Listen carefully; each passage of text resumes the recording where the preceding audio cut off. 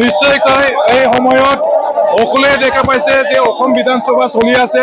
এই অসম বিধানসভাত যে আমাৰ জনগোষ্ঠীয় এটা সংখ্যা জনগোষ্ঠীক নচাত কৰা এটা বিল যে 6 জনগোষ্ঠীক জনজাতিকৰণ কৰা এই বিলটো এই মানে যে এতিয়া এছেম্বলিত এইটো উত্থাপন কৰিবলৈ কেবিনেট ডিচিশন অলৰেডি হৈ গৈছে। ইয়াত আমি ট্ৰাইবেল জনগোষ্ঠীয়ে বিৰোধ কৰে। ট্ৰাইবেল জনগোষ্ঠী মাত্ৰ 45 লাখ আৰু ইয়াত 1 কোটিতকৈ অধিক জনগোষ্ঠীক ইয়াত মানে ইনক্লুড কৰাটো আমি কেতিয়াও নিবিচাৰো। আমি বিচাৰিছো যাতে যে মানে বড়োপাই কৈছে জীয়াই থাকিবলৈ দিয়ক। গতিকে আমি ট্ৰাইবেল হিচাপে ট্ৰাইবেলক জীয়াই থাকিবলৈ দিব লাগে আৰু ইয়াত যাতে জনগোষ্ঠীক লৈ ৰাজনীতি কৰা বন্ধ কৰিব লাগে।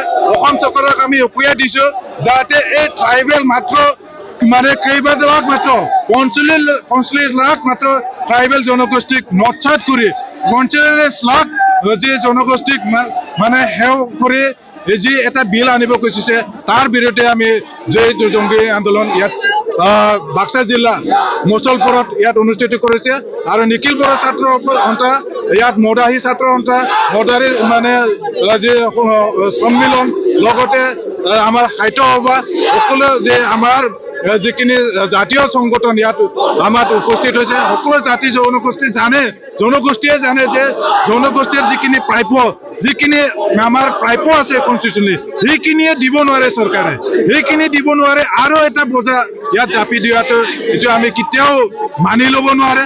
গতিকে আমি চৰকাৰক ইয়াত অনুৰোধ কৰিব খুজি আছো, চৰকাৰক আমি মানে অনুৰোধ কৰিব খুজি আছো যাতে সেইটো লয় বিগত যে আগন্তুক সময়ৰ যি নিৰ্বাচন তেখেতসকলে নিৰ্বাচন লৈ ৰাজনীতি কৰে। আমি হৈছো ইয়াত মানে পূৰ্ববংশৰ জনগোষ্ঠীয়। গতিকে এই জনগোষ্ঠীক জীয়াই থাকিব দিয়ক, শান্তিৰে বসবাস কৰিবৰ কাৰণে আমি অনুৰোধ কৰিছো। অসমক যাতে পুনৰ এটা যেনে এনে বিশৃংখল সৃষ্টি যাতে নকৰে এই অসম চৰকাৰে, তাক আমি অনুৰোধ জনাইছো।